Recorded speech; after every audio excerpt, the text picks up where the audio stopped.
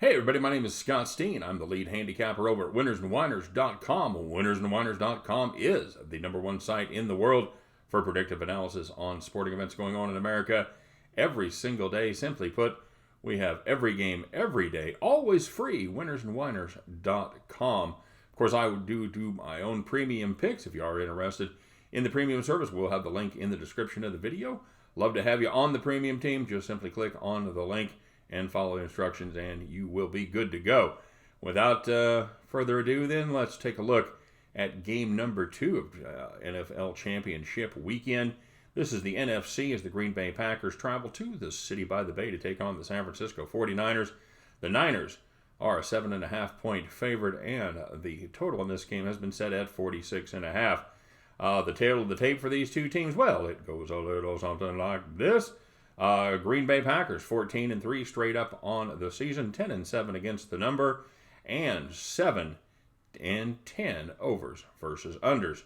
San Francisco 49ers, they have the identical 14-3 record, 10-6-1 against the spread, 8-8-1 overs versus unders. The Packers are the first place team in the NFC North, and the San Francisco 49ers won the NFC West. They qualified for the #1 seed by their virtue of straight-up victory over the Green Bay Packers, although they did have identical 13-3 regular season records. So, what do we think about this one? Well, I tell you what, there's a lot of talk around about a potential State Farm Super Bowl featuring Aaron Rodgers versus young Patrick Mahomes. Now, there's a certain symmetry to this rematch of Super Bowl I in this 100th season of the NFL, and assuming the Chiefs take care of business against the Titans, there's only one thing that stands in the way of Roger Goodell's wet dream, and that is a San Francisco 49ers team that is superior in almost every way to the Green Bay Packers. Now, I hear you out there screaming, superior in every way.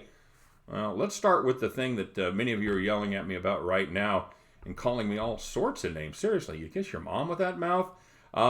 It's the quarterback position. On one side, you've got a slam dunk Hall of Famer, a quarterback whose mobility and accuracy certainly was the gold standard for a decade on which all other NFL quarterbacks were judged. On the other side, well, you've got a career second stringer who came west, signed a big contract, and then tore his ACL in the third game of the season on a play where he should have gone out of bounds. Instead, he stayed inbounds to pick up another yard and a half, and got clobbered, although he kind of threw his knee out right as he was getting hit.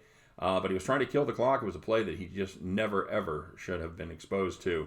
But, well, this year is a different story for Jimmy Garoppolo. Now, without knowing their background and history, it's an easy decision. Jimmy G, he had the superior season in almost every aspect of the game. Yards per attempt, 8.4 yards per attempt. That was good for second in the NFL versus Aaron Rodgers, 7.0 yards per attempt. That was 17th. Very definition of middle of the pack. How about touchdown passes? Well, Jimmy Garoppolo threw 28. That is good for 10th in the NFL versus 26 for Aaron Rodgers. That is 14th. Yards, 37.92 for Jimmy G, 13th. 37.33 for Aaron Rodgers. That was 17th. How about quarterback rating? I know a lot of you look at the old quarterback rating. Well, Jimmy Garoppolo was 7th in the NFL with a rating of 103.1. while Aaron Rodgers was 10th at 95.3. Now, I hear what you're saying, but all of Rodgers' wide receivers were injured. He had nobody to throw to. He was down to Devontae Adams, and that was pretty much it. Well, fair enough, and I'll give you that, but go ahead and name a 49ers receiver. Emmanuel Sanders? Okay, nicely done. Now name another one. Exactly, that's kind of my point. Now, don't get me wrong. I'm not saying Jimmy Garoppolo is better. He may never be a Hall of Famer. He may never be a Super Bowl champion. But Aaron Rodgers, he is 36 years old. And time, much like the 72 Dolphins, is undefeated. As far as the other aspects of this game goes, both offensive lines gave up 28 sacks on the season. But the Niners were the far superior run-blocking squad as they rushed for 2,300 yards. That was good for second in the NFL behind only Baltimore, and first, of course, in the NFC. Tight ends, George Kittle versus Jimmy Graham. Let me tell you something, folks. There's only one tight end who compares to Kittle. He's playing on Sunday. That's the good news. The bad news is it ain't Jimmy Graham. At running back, I like Aaron Jones fine, but San Francisco has arguably 3 backs that are just as good. The nice part about having a triple-headed monster like that, somebody's always fresh, and somebody always has the hot hand.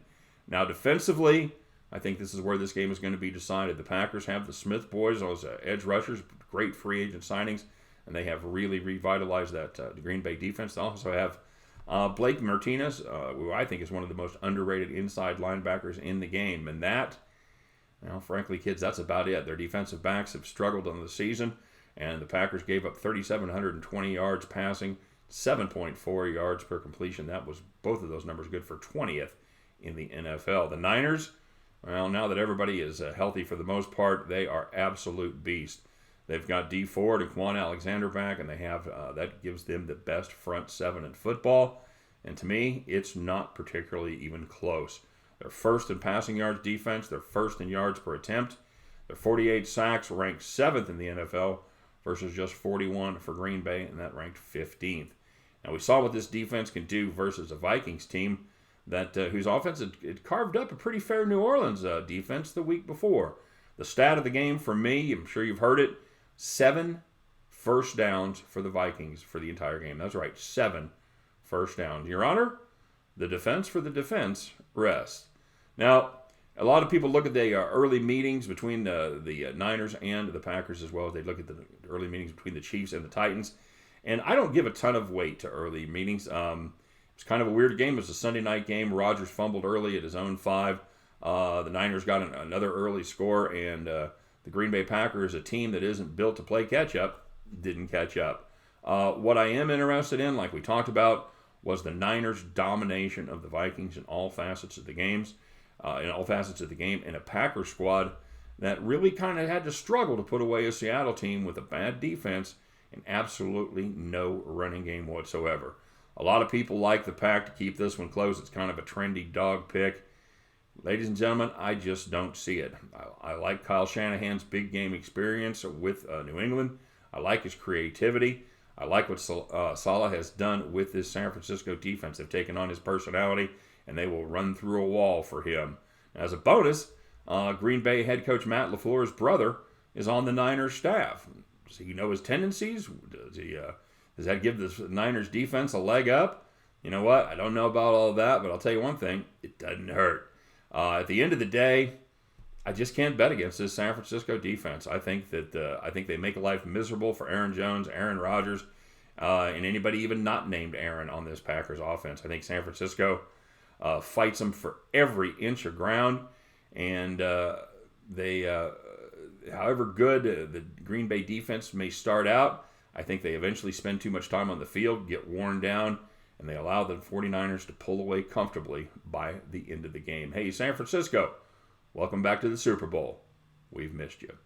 All right, so get yourself down on San Francisco 49ers minus the 7.5 points at the end of this contest. You guys can join me. We'll stop by, pick up our winning tickets, and we will head back to the window. All right, everybody, thanks very much for watching. If you would be so kind to give us a thumbs up for this video, we appreciate it. Please consider subscribing to our YouTube channel. Get notified every time we put up content. Of course, check out my daily Deep 3 videos each and every day where I share 3 of my favorite picks with our YouTube subscribers. All right? Good luck on all of your plays this weekend. Hope you guys do well. Have a great time. And we'll see you next time. Take care.